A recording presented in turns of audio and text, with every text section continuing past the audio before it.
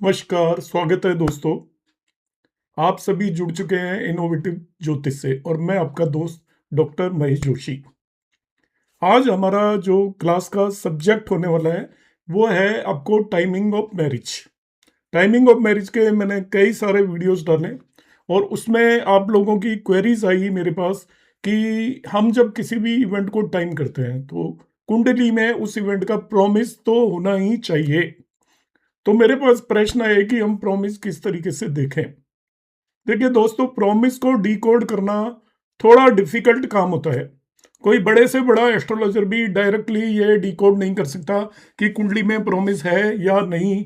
किसी भी शास्त्र में ऐसे कोई साफ साफ सूत्र नहीं है जिन्हें देखकर आप बता पाए कि आपकी कुंडली में मैरिज का प्रॉमिस है या नहीं। फिर भी हम अलग अलग तरीके से कोशिश करते हैं। ये थोड़ा सा आपका जटिल प्रश्न है इसका उत्तर देना, मगर मैं आज कोशिश करूंगा। आपको सबसे पहले बताऊंगा कि किस तरीके से हम कुंडली के अंदर प्रॉमिस देखेंगे और ये मैं नाड़ी सूत्रों पर आधारित बताऊंगा।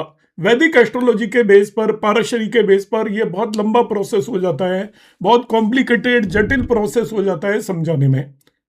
तो मैं आज की क्लास में आपको बताऊंगा कि किस व्यक्ति की टाइमली मैरिज होगी, किसकी डिलेड मैरिज होगी और किसकी मैरिज नहीं होगी। ये योग हम किस तरीके से देखते हैं। साथ में ही मैं आपको बताऊंगा किस तरीके से हम विवाह का उचित समय पता करेंगे कि किस व्यक्ति का विवाह कब हो सकता है।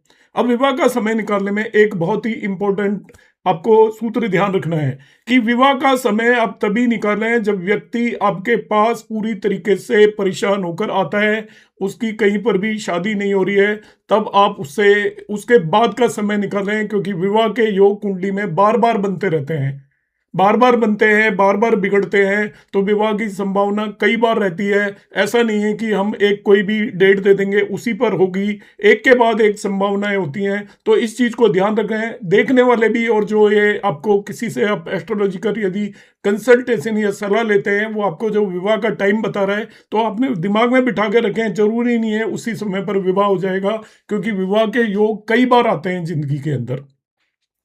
अब हम शुरू करेंगे, ये मैं पूरा आपको बताऊंगा। उससे पहले मैं आपको एक सूचना दे देता हूं कि हमारे यहाँ पर रिकॉर्डेड कोर्सेज अवेलेबल हैं एस्ट्रोलॉजी के। जो लोग ज़्यादा हैप्टी फीसेस, बड़ा अमाउंट, बहुत बड़ा पैसा देकर कोर्स नहीं कर सकते, वो हमारे यहाँ से रिकॉर्डेड कोर्स ले सकते हैं। वैदिक एस्ट्रोलॉजी के कंप्लीट कोर्सेज हमारे पास अवेलेबल हैं। टॉपिक वाइज आप करना चाहते हो वो भी अवेलेबल है। सब प्रोफेशनल कोर्सेज हैं। केपी एस्ट्रोलॉजी बेसिक और एडवांस भी अवेलेबल है। भृगुनंदी नाड़ी एस्ट्रोलॉजी भी अवेलेबल है। आप हमारे व्हाट्सएप नंबर 9013798899 पर मैसेज करेंगे, आपको डिटेल हम प्रोवाइड कर देंगे आज के विषय पर, आज के सब्जेक्ट पर जिसके बारे में हमारी ये क्लास है। तो मैं आपको बताऊंगा किस तरीके से हम मैरिज को टाइमिंग करेंगे और किस तरीके से हम योग देखेंगे कि उस व्यक्ति की कुंडली के अंदर मैरिज के योग हैं या नहीं। अब अलग अलग कुंडलियों में अलग अलग योग होते हैं, मैं आपको वो सूत्रास बताऊंगा और एक पर्टिकुलर कुंडली में मैं आपको टाइमिंग करके बताऊंगा। आप वीडियो को अंत तक देखिए। यदि आपने चैनल अभी तक सब्सक्राइब नहीं किया है तो आप सब्सक्राइब कर लीजिए। इस पर मैं वीडियोज में आपको सूचना देता रहता हूँ अलग अलग कोर्सेज की, अलग अलग जानकारी की। तो आप जरूर सभी वीडियोज को भी वॉच करें। आगे आप यदि हो सकता है तो उन्हें शेयर करें, आपको पसंद आता है तो लाइक भी जरूर करें।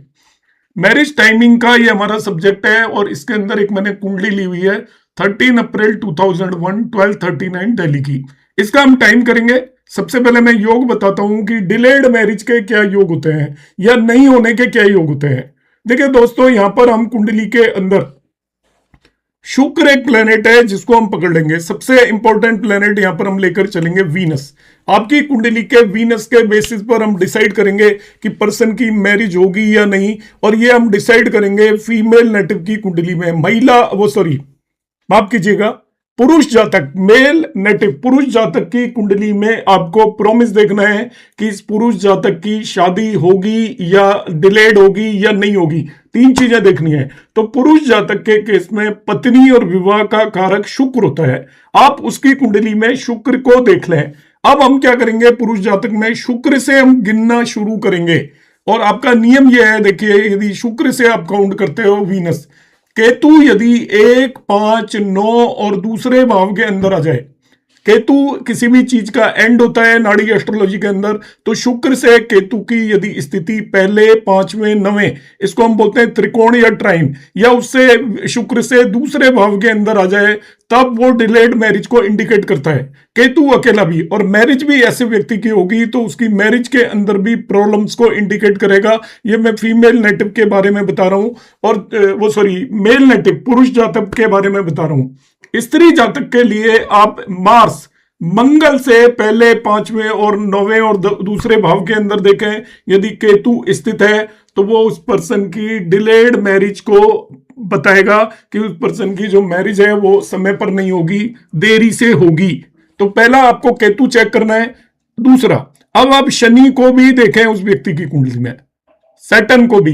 यदि सैटर्न भी आपका पहले, दूसरे, पांचवें और नवे भाव के अंदर है, यहां पर 7 गलत लिखा हुआ है, 1 2 5 9 मतलब त्रिकोण, 1 5 9 त्रिकोण होता है, और दूसरे भाव में हो, तब आपका वो भी डिलेड मैरिज को करता है। यदि केतु और शनि दोनों ही किसी व्यक्ति की कुंडली के अंदर, पुरुष जातक की कुंडली में शुक्र से, मैं आपको यहां पर लिखकर एक बार बताता हूं, देखिए आपको क्या करना है। देखिए पुरुष जातक, मेल नेटिव के केस में क्या करना है, मेल नेटिव जिसको हम पुरुष जातक बोलते हैं, पुरुष जातक की कुंडली में आप क्या करोगे, शुक्र को देख लोगे, वीनस को देख लोगे, और शुक्र से आप देखोगे किसको, केतु को चेक करोगे कि केतु यदि आपका वहां पर शुक्र से 1 5 9 या दूसरे भाव में बैठा है, तो वो अपने आप में ये बताता है कि उस व्यक्ति की मैरिज डिलेड होगी। साथ ही साथ यदि शनि भी इन्हीं भावों में बैठ जाए, सैटर्न, इनमें से किसी भाव में सैटर्न भी आ जाए, सेम भाव में, उसी भाव में होना जरूरी नहीं है जिसमें केतु है, मगर वो शुक्र से 1 5 9 या दूसरे भाव में शनि भी बैठा हुआ है, तो वो ना ही केवल डिले को इंडिकेट करता है, बल्कि ये भी इंडिकेट करता है कि हो सकता है उस व्यक्ति की शादी ही ना हो। तो आपको पुरुष जातक में शुक्र से देखना है कि केतु की क्या स्थिति है, और शनि को भी देखना है। यदि केतु भी 1 5 9 2 में है, तो वो अब उसकी डिलेड मतलब देरी से विवाह को प्रेजेंट करेगा, और शनि भी यदि आ जाता है तो वो ऐसा कह सकते हो, या तो बहुत ज्यादा डिले हो जाएगा विवाह, या होगा ही नहीं। मतलब दोनों प्लेनेट यदि आपका त्रिकोण और दूसरे भाव में बैठे हुए हैं शुक्र से, तो वो डिनायल ऑफ मैरिज, विवाह की मनाही को भी रिप्रेजेंट करता है। इनमें से आपका यदि केतु है आपका 1 5 9 और 2 में, तो वो आपका डिलेड मैरिज को रिप्रेजेंट करता है। केतु और सैटर्न 2 होंगे तो वो बहुत ज्यादा देरी से रिप्रेजेंट करेगा, या उसको हम डिनाइल भी कर सकते हैं। अब मैं दूसरा सूत्र आपको यहां पर लिखकर बताता हूं। यही यदि फीमेल नेटिव महिला जातक की कुंडली है, तो उसमें मार्स से केतु को देखेंगे। मंगल क्योंकि पति का कारक होता है महिला जातक के केस में, नाड़ी एस्ट्रोलॉजी में मार्स से केतु की स्थिति देखेंगे। यदि वो मार्स से केतु 1 5 9 और 2 में बैठा हुआ है, तो वो आपका डिलेड मैरिज को शो करता है कि उस महिला जातक की मैरिज देरी से होगी। और शनि भी यदि इन्हीं भावों में बैठा हुआ है उसकी कुंडली में, इनमें से किसी भी एक भाव में 1 5 9 और 2 में, तो वो महिला जातक की भी डिनाइल ऑफ मैरिज को रिप्रेजेंट करता है कि हो सकता है महिला जातक की इस केस में मैरिज ही ना हो। अब आपको जो सबसे इंपॉर्टेंट बात ध्यान रखनी है, क्योंकि मेरे पास क्वेश्चन आना शुरू हो जाएंगे कि सपोज केतु पहले भाव में है, तो जरूरी नहीं है शनि पहले में, इनमें से किसी भी भाव में शनि हो जाए तभी भी मैरिज नहीं होगी। तो पुरुष जातक और महिला जातक में आपको डिफ्रेंशिएट करना है। पुरुष जातक में आप शुक्र से देखोगे, महिला जातक में मंगल से देखोगे। यदि केतु और सैटर्न दोनों, शनि और केतु दोनों ही इन भावों में चले गए, तब उसकी काफी ज्यादा डिले मैरिज होगी। आज के समय पर आप कह सकते हो कि 30 से पहले तो किसी भी हालत में उसकी होने की संभावना नहीं होगी। अब यहां पर एक मैं और चीज बताऊंगा, कहीं आप बहुत सारी कुंडलियों में आपके प्रश्न आने लग जाएंगे कि हमारी कुंडली में तो ये कॉम्बिनेशन है मगर फिर भी हमारी मैरिज होगी। तब आपको क्या करना है, इसमें एडिशनली एक चीज को देखना है, क्योंकि सूत्र डायरेक्टली जैसा होता है वैसे नहीं लगते। अब हम जुपिटर की स्थिति देखेंगे, गुरु की। जुपिटर, गुरु यहां पर जीव कारक होता है, आपकी सभी तरह की समस्याओं को दूर करता है नाड़ी एस्ट्रोलॉजी में। आपका केतु और शनि भी बैठे हो और इन्हीं भावों में यदि गुरु आ जाए, 1 5 9 और 2 में इन्हीं भावों में गुरु भी आ जाए, तो वो आपकी क्या करेगा, डिनाई नहीं होने देगा, मैरिज की मनाही नहीं होने देगा। वो आपकी लेट मैरिज होने के बावजूद भी आपकी मैरिज हो जाएगी। यदि आपका केतु 1592 में बैठा है, शनि 1592 में बैठा है, तो वो कॉम्बिनेशन बनता है डिनाइल का, शादी में मनाही का, या नई मैरिज होगी या बहुत ज्यादा डिले को करेगी। मगर गुरु भी यदि आपकी कुंडली में देख लीजिएगा, शुक्र से कर लीजिएगा, यदि केतु शनि दोनों ही केवल बैठे हैं तो मैरिज में बहुत परेशानियां आने वाली है। मगर गुरु भी इनमें से किसी भाव के अंदर आ जाता है तो आप ये मान लीजिएगा कि आपकी मैरिज होगी पक्का, और डिनाइल नहीं होगा, मगर थोड़ा डिले डेफिनेटली हो सकता है। एक और मैं अब आपको सूत्र बताता हूं। तो मैंने आपको डिले के सूत्र बता दिए हैं। पुरुष जातक में शुक्र से देखना है, महिला जातक में आपको मंगल से देखना है। देखना क्या है, यदि शुक्र से ट्राइन, त्रिकोण बोलते हैं एक पांचनों को, या दूसरे भाव के अंदर केतु बैठा है तो वो डिले को रिप्रेजेंट करेगा। केतु और सैटर्न बैठे हैं तो वो और भी ज्यादा डिले को रिप्रेजेंट करेंगे। मगर गुरु भी आकर बैठ गया है तो वो आपके उतने डिले को रिप्रेजेंट नहीं करेगा। आपकी मैरिज, एक पहली बात तो डिनाइल नहीं होगी, मैरिज हो जाएगी और बहुत ज्यादा डिले नहीं होगी। महिला जातक में आप शुक्र की जगह इन्हीं रूल को आप मंगल पर लगाकर देखोगे। अब अगली स्थिति में आपको बता रहा हूं, अर्ली मैरिज। किसकी मैरिज आराम से हो जाएगी और इजीली हो जाएगी। अर्ली मैरिज का सूत्र है, आप वही शुक्र से देखेंगे, हम वीनस से। पुरुष जातक के केस में मार्स से देखेंगे। महिला जातक के केस में यदि गुरु जुपिटर, त्रिकोण, एक पांचनों को त्रिकोण बोलते हैं, वहीं से गिनना आप, और दूसरे भाव के अंदर जुपिटर आकर बैठ गया तो वो अर्ली मैरिज को रिप्रेजेंट करता है। मगर इसमें कंडीशन ये है, आपका सैटर्न और केतु इन भावों में नहीं होना चाहिए। केवल जुपिटर उससे 1 5 9 2 में बैठा हुआ है शुक्र से, तो उसकी टाइमली मैरिज होगी। अर्ली का मतलब टाइमली होगी। मगर गुरु के साथ साथ यदि उन्हीं भावों में शनि आ गया तो वो थोड़ी ही डिले कर देगा। केतु आ जाएगा तो और डिले कर देगा, और केतु शनि आ गए तो काफी डिले कर देंगे। मगर जुपिटर बैठा हुआ है तो मैरिज होना पक्का है, मैरिज का प्रॉमिस पक्का है। एक और कॉम्बिनेशन होता है, यदि किसी व्यक्ति की कुंडली में जुपिटर रेट्रोगेट है, रेट्रोगेट है, तो वो कहीं पर भी बैठा हो, जुपिटर रेट्रो है, वो आपकी कुंडली में कहीं पर भी बैठा हो, वो आपकी मैरिज कराएगा। अब मेरे पास बहुत सारे क्वेश्चंस आए थे कि नहीं हमारी में तो रेट्रोगेट है तभी भी मैरिज नहीं हुई। उसका मैं आपको रीजन बता देता हूं। आप ये जरूर चेक कर लेना, केतु और शनि की स्थिति चेक कर लेना। यदि केतु और शनि आपके 1 2 5 9 में बैठे हुए हैं, जुपिटर रेट्रो है, रेट्रोगेट, और केतु और शनि, केतु भी और शनि भी दोनों 1 2 5 9 में बैठ गए हैं आपके। कहां से? पुरुष जातक में शुक्र से और महिला जातक में मार्स से। तो उस व्यक्ति की मैरिज में आपकी परेशानी आएंगी, काफी डिले होगी, होके बाद बनेगी और बिगड़ती चली जाएगी, इस तरीके की स्थिति आएंगी। मैं इन सबको एक बार ब्रीफ में बता देता हूं। बताते टाइम हो सकता है कोई चीज मेरे मुंह से गलत निकल गई हो, तो आप सबसे रिक्वेस्ट ये होती है कि कोई शब्द यदि गलत निकल जाते हैं उसको आप पकड़कर कमेंट करने की जरूरत नहीं है। अपना समय बर्बाद ना करें, क्योंकि मुझे जानकारी है तब मैं बता रहा हूं। शब्द कई बार हम जब एक फ्लो में बोलते हैं, लाइव आपके सामने रिकॉर्डिंग हो रही है, तो उस केस में क्या होता है, कई बार शब्द भी गलत निकल सकते हैं। तो आप कंसेप्ट पर फोकस करिए, सीखने पर फोकस करिए। कमियां निकालने पर फोकस करना एक नेगेटिव एटीट्यूड को शो करता है, तो वो ना करें, शोभा नहीं देता। तो यहां पर अब मैं आपको सीधे सीधे नियम बता रहा हूं। देखिए, शुक्र पत्नी का कारक है पुरुष जातक में, मंगल पति का कारक है स्त्री जातक में। तो आपको पुरुष जातक में जो भी चीज देखनी है वो शुक्र से देखनी है, स्त्री जातक में जो भी चीज देखनी है वो मार्स से देखनी है। अब नियम क्या होता है कि जो त्रिकोण 1 5 9 में जो प्लेनेट होते हैं, जो भी ग्रह बैठे होते हैं, उनसे युति मानी जाती है। तो 1 5 9 वाले जो ग्रह हैं वो निश्चित करते हैं आपकी जिंदगी में उस चीज से रिलेटेड कितना सुख होगा। और दूसरे भाव का जो प्लेनेट होता है वो फ्यूचर को रिप्रेजेंट करता है, आपके भविष्य को रिप्रेजेंट करता है। तो जब भी शुक्र से आपके केतु एक्चुअली डिटैच करता है, आपको दूर लेकर जाता है।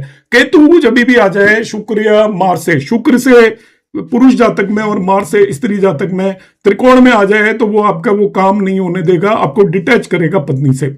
तो 1 5 9 2 में शनि आपका एक्चुअली देरी का कारक ग्रह होता है, तो शनि भी इन्हीं भावों में आ जाए तो वो भी देरी करने की कोशिश करेगा। अब केतु और शनि दोनों आ जाते हैं तो देरी का कारक भी आ गया और डिटैचमेंट का कारक भी आ गया, तो आपकी मैरिज होने की संभावना काफी कम हो जाती है। मगर गुरु या जुपिटर को आपकी कुंडली के अंदर हम क्या करते हैं, जीव कारक मानकर चलते हैं। आपकी सभी समस्याओं का समाधान आपका गुरु है। तो यदि गुरु भी उन्हीं स्थितियों में आ जाए तो वो क्या करेगा, केतु और शनि उसको डिले करने की कोशिश करेंगे, नहीं होने देने की कोशिश करेंगे, मगर जुपिटर आपका वो इवेंट करवा देगा। तो इस तरीके से आप इस नियम को ध्यान रख सकते हैं। बहुत ही आसान नियम है, आप बहुत सारी कुंडलियों पर मैंने लगाया है, आप अपनी कुंडलियों में लगाएं और जो भी आपका अपनी कुंडली में हो आप कमेंट करिएगा, जिससे कि हमारा इस पर और कॉन्फिडेंस बन पाए। अब मैं दूसरी स्थिति निकालूंगा, यहां पर टाइमिंग हम किस तरीके से करेंगे। यहां पर हम देखते हैं ये नेटिव है, इसका सपोज मैं इसको पुरुष जातक मानकर एक्सप्लेन करूंगा, फिर स्त्री जातक मानकर एक्सप्लेन करूंगा। सपोज ये आपका पुरुष जातक है, तो पुरुष जातक में मैं किसको पिन पॉइंट करूंगा, देखिए यहां पर शुक्र को ले लिया हमने, ये शुक्र बैठा हुआ है पुरुष जातक में। तो शुक्र से हम क्या, मैंने आपको बताया था 1 5 1 5 9 2 इन भावों में देखते हैं केतु है क्या। सबसे पहले डिनाइल ऑफ मैरिज तो नहीं है, सॉरी ये क्या हो रहा है 9 2 1 5 9 2 डिनाइल ऑफ मैरिज तो नहीं है। देखिए तो यहां पर देखिए केतु है क्या, नहीं है। पांचवा भाव यहां से गिनते हैं हम, ये पांचवा भाव है, यहां पर देखते हैं केतु है क्या, नहीं है। नवा भाव यहां से गिनते हैं, यहां पर केतु है क्या, नहीं है। दूसरा भाव यहां से गिनते हैं, यहां पर केतु है क्या, नहीं है। तो केतु तो डिनाई कर नहीं रहा इस पुरुष जातक को। अब मैं देखता हूं शनि, तो क्या पहले भाव में शनि यहां पर बैठा है क्या, शनि भी नहीं बैठा है। फिर पांचवें भाव में क्या शनि बैठा है क्या, नहीं बैठा। नवे भाव में शनि बैठा है क्या, नहीं बैठा। दूसरे भाव में शनि बैठा है क्या, नहीं बैठा। तो शनि भी डिनाइल को रिप्रेजेंट नहीं कर रहा है यहां पर, तो डिनाइल नहीं है और बहुत डिले भी नहीं है। जुपिटर की हम स्थिति देखते हैं, तो जुपिटर इससे तीसरे भाव में बैठा है। जुपिटर को आप 1 5 9 2 3 7 11 में भी देख सकते हो, तभी भी वो आपको सपोर्ट करेगा। जुपिटर 3 7 11 में हो तो भृगुनंदी नाड़ी के अंदर 3 7 11 से वो दृष्टि डालता है, तभी भी सपोर्ट करेगा। तो इस व्यक्ति का डिले भी नहीं आ रहा है, डिनाइल भी नहीं आ रहा है। तो इस पर्सन की यदि मेल नेटिव है तो इसकी टाइमली मैरिज होगी। मगर यही फीमेल नेटिव की कुंडली है, तो मैं क्या करूंगा, देखिए मैं प्रोमिस देख रहा हूं इसका, यहां पर प्रोमिस में दिक्कत नहीं है मेल नेटिव में। फीमेल नेटिव में देखिए इसका मार्स है, ये मार्स रहा, इसको पिन पॉइंट करूंगा। अब मैं केतु की स्थिति देखूंगा, तो देखिए केतु तो इसके साथ ही बैठा हुआ है, तो एक पॉइंट तो नेगेटिव हो गया, डिले का हो गया, क्योंकि मार्स के साथ केतु बैठा हुआ है।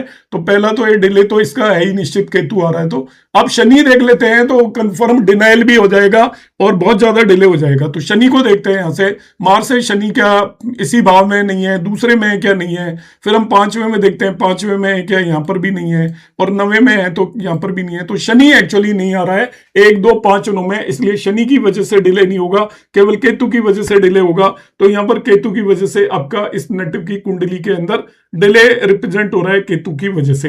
तो केतु यहां पर डिले क्रिएट करेगा मैरिज के अंदर,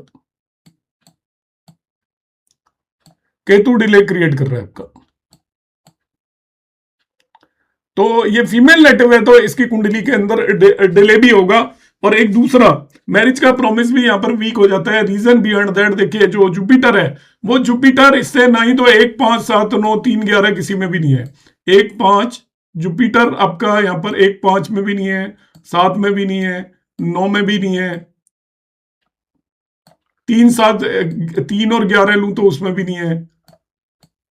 तो यहां पर देखिए प्रॉमिस काफी वीक हो गया। यदि फीमेल नेटिव है तो इसी कुंडली के अंदर प्रॉमिस आपका वीक हो गया, 2 में भी नहीं है, इनमें से किसी भी भाव में नहीं है वो। तो इनमें से किसी भी भाव में नहीं है, तो जुपिटर यहां पर क्योंकि छठे भाव के अंदर है, तो छठे भाव के अंदर वो बहुत कोई स्ट्रॉन्ग प्रॉमिस देता नहीं है। इसलिए यहां पर एक्चुअली इस पर्टिकुलर केस में यदि ये मेल नेटिव है तो मैरिज में कोई दिक्कत नहीं है, मगर फीमेल नेटिव है तो यहां पर प्रॉमिस काफी वीक हो जाता है। और है तो ये आपका डिलेड मैरिज का कॉम्बिनेशन सर्टेनली बन रहा है। अब यहां पर हम बात करते हैं अगली बात पर कि यदि ये मेल नेटिव है तो इसको मैं कैसे टाइम करूंगा, फीमेल नेटिव है तो किस तरीके से इसको मैं टाइम करने की कोशिश करूंगा। तो देखते हैं, देखिए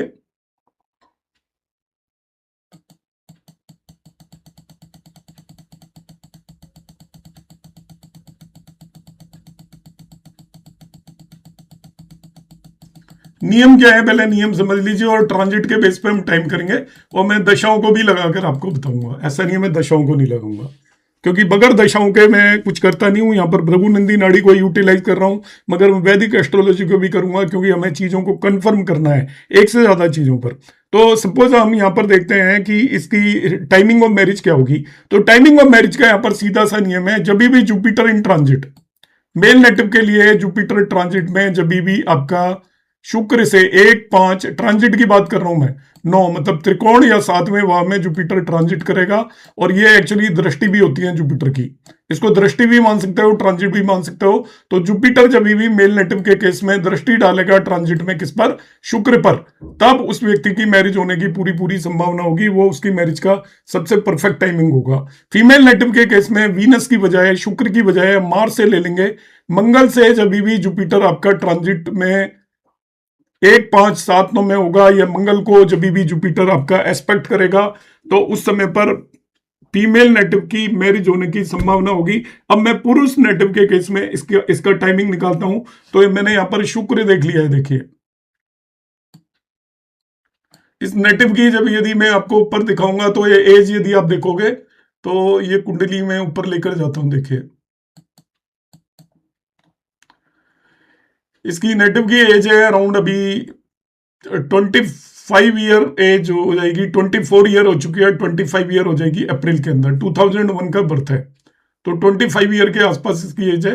और इस समय पर इस नेटिव की हम मैरिज निकालना चाहते हैं। तो मैंने कहा कि जब भी जुपिटर ट्रांजिट में, जुपिटर की बात कर रहे हैं, शुक्र से त्रिकोण में आएगा या दूसरे 7वें भाव के अंदर आएगा, 1-5-9 या 7 में आएगा, तब तब मैरिज हो सकती है। तो यहां पर हम पिन पॉइंट कर लेते हैं जुपिटर को कहां पर होना चाहिए ट्रांजिट में। ये शुक्र रहा, तो शुक्र से 5वें भाव में होने का मतलब है जुपिटर ट्रांजिट में यहां पर हो, 9वें भाव से होने का मतलब है जुपिटर ट्रांजिट में यहां पर हो। तो कैंसर साइन में जुपिटर जब भी ट्रांजिट में होगा, इस नेटिव की मैरिज होने की पूरी पूरी संभावना है। अब कैंसर साइन में जुपिटर ट्रांजिट में देखिए, जब रेट्रो होता है तो प्लेनेट एक बार कैंसर में आता है, फिर कैंसर से निकल जाता है, फिर कैंसर में आता है। तो हमें टाइम ये करना है, हमें इस चक्कर में नहीं पड़ना है कि पीछे उसकी मैरिज क्यों नहीं हुई। हमें टाइम तब करना है जब नेटिव आपसे आगे पूछ रहे हैं। अब मैं इसका टाइम करना चाहता हूं कि कैंसर साइन में आपका जुपिटर कब आएगा, तो इस फीमेल नेटिव की, वो मेल नेटिव की या पुरुष जातक की मैरिज होने की संभावना है। तो यहां पर मैं ट्रांजिट चार्ट लगाता हूं इसका मैरिज टाइमिंग में। यहां पर देखिए ये एस्ट्रोसेज के अंदर अवेलेबिलिटी होती है ट्रांजिट चार्ट की, आप किसी और तरीके से भी कर सकते हो इसको।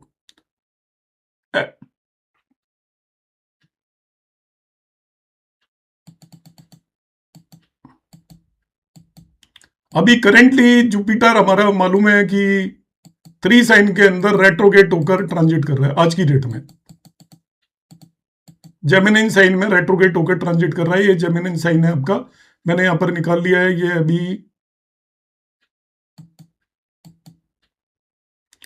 आज का समय, ये जनवरी में मैं बना रहा हूं ये वीडियो आपका, तो मैं आज की डेट डाल लेता हूं, ये 19 है एक्चुअली,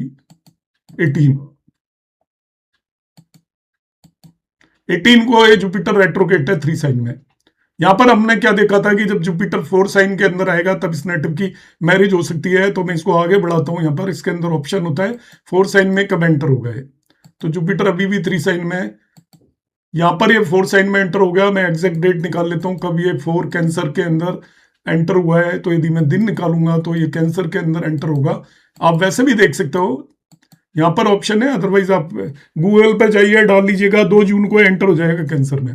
तो 2 जून को एंटर होगा, तो 2 जून को इस नेटिव की मैरिज की संभावनाएं हो जाएंगी, क्योंकि ये इस समय पर शुक्र से ट्राइन के अंदर आ गया, शुक्र से 5वें भाव के अंदर आ गया।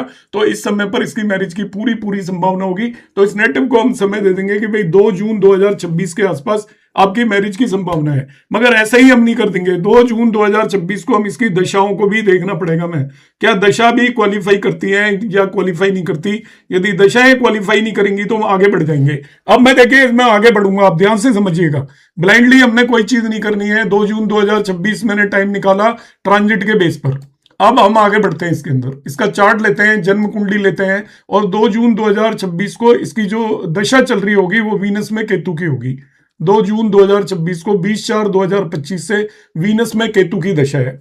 हम देखते हैं क्या शुक्र तो महादशा लॉर्ड तो क्वालिफाई करता है, शुक्र की दशा में हो सकती है, मगर अंतरदशा लॉर्ड यदि क्वालिफाई करता है कि नहीं करता है।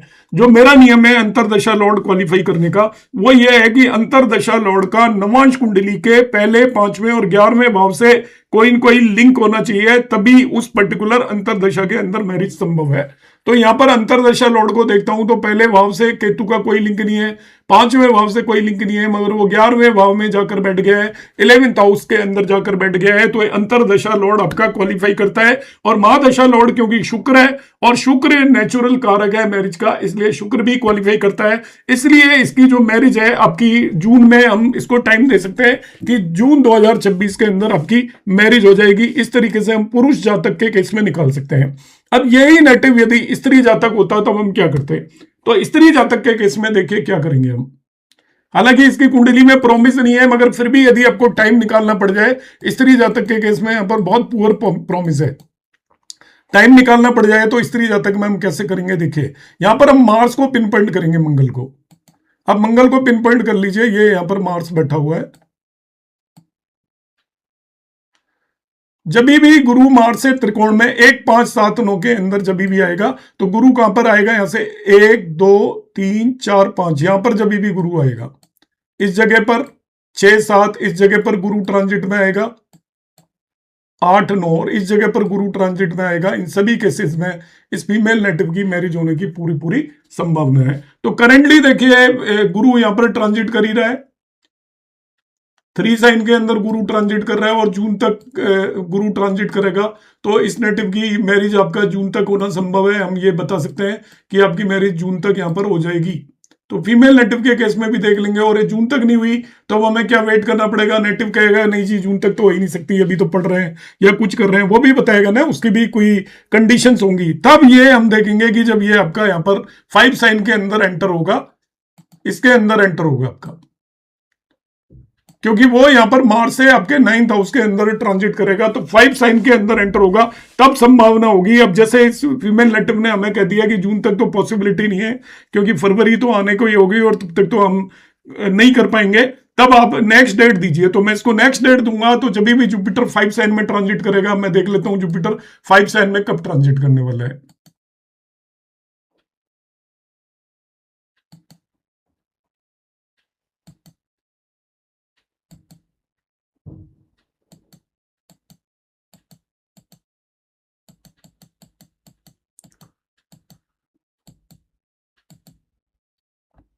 तो 5 साइन में जुपिटर आपका एंटर होगा, ये मैंने एग्जैक्ट डेट निकाल दिया, ये एंटर होगा 26 जून 2027 को। अब 26 जून 2027 हमने यहां पर निकाल दिया। क्या निकाला हमने? 26 जून 2027। नेक्स्ट डेट दे दी इसको। नेक्स्ट डेट क्यों दी हमने 26 जून 2027? क्योंकि वो नेटिव ने हमें कहा कि इस समय पर जो आप बता रहा हो 2026 में हम मैरिज नहीं करेंगे, तो 26 जून यह बच्चा सेटल नहीं होगा, बच्चे की तैयारी नहीं है। 26 जून 2027 को ये आपका एंटर हो रहा है 5 साइन में, तभी भी ये कंडीशन को सेटिस्फाई कर रहा है। अब उस समय पर मैरिज होगी या नहीं होगी, तो हमने यहाँ पर नाड़ी सूत्र से पता कर लिया कि 26 जून 2027 को इसके योग बन रहे हैं, उसके आगे बन रहे हैं। और देशकाल परिस्थिति के हिसाब से आपको पता है कि 15 जुलाई के बाद अक्सर देव शयन हो जाता है, तब तक मैरिज नहीं हो सकती। तो हम कहेंगे कि 26 जून 2027 से लेकर आपका 15 जुलाई 2027 तक होने के योग बनते हैं। मगर क्या हम यहीं पर रुक जाएंगे? दशाओं को आपने दोस्तों कभी भी नहीं छोड़ना है, दशाओं को आप हमेशा ध्यान रखिएगा। तो मैं इस समय पर देखता हूं कि दशा क्वालिफाई कर रही है क्या इसको कुंडली के अंदर। 26 जून 2027 को मैं इनकी दशाएं देखता हूं, तो मैं इनकी एक्चुअल जन्म कुंडली पर आ जाता हूं। देखिए ये आपका हो गया, दशा चल रही है इनकी। सूर्य में मार्स की दशा शुरू हो जाएगी अप्रैल 27 में, और वो अगस्त 27 तक रहेगी। सूर्य में मार्स, अब सूर्य और मार्स क्वालिफाई करते हैं क्या? दशा महादशा तो सूर्य की होगी, तो सूर्य और मार्स का कोई कॉम्बिनेशन इसके अंदर बन रहा है क्या कि वो क्वालिफाई करते हैं या नहीं क्वालिफाई करते? ये हमें देखने की कोशिश यहां पर करनी है। तो सूर्य यहां पर सेकंड लॉर्ड है, तो महादशा लॉर्ड यदि सेकंड लॉर्ड हो तो भी मैरिज करा सकता है, उसमें कोई दिक्कत नहीं है। महादशा लॉर्ड के केस में आपका 2 7 11 तीनों में से किसी भी भाव का लॉर्ड है, उसमें मैरिज हो सकती है। दूसरे भाव का स्वामी, 7वें भाव का स्वामी, 11वें भाव का स्वामी, क्योंकि second house addition in family माना जाता है।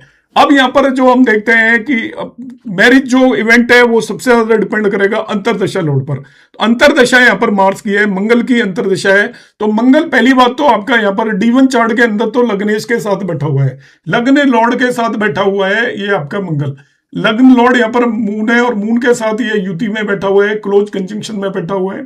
दूसरी स्थिति हम यहां पर जाकर देखते हैं जो अंतरदशा लॉर्ड है वो आपका एक्चुअली 7th लॉर्ड होकर लग्न को एस्पेक्ट कर रहा है, 7वें भाव में बैठा हुआ है। तो मैं जो नवांश का सूत्र बताता हूं अंतरदशा लॉर्ड के अंदर, जो अंतरदशा जिसकी है वो उस प्लेनेट का आपका कनेक्शन होना चाहिए 1, 5 और 11वें भाव से।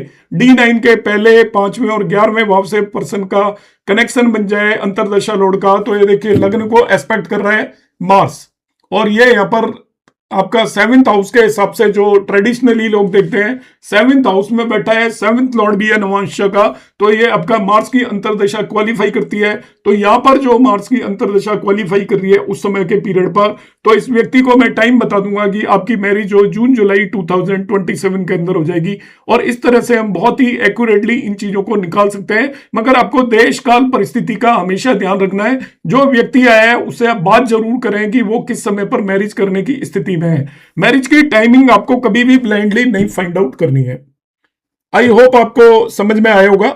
नमस्कार, धन्यवाद।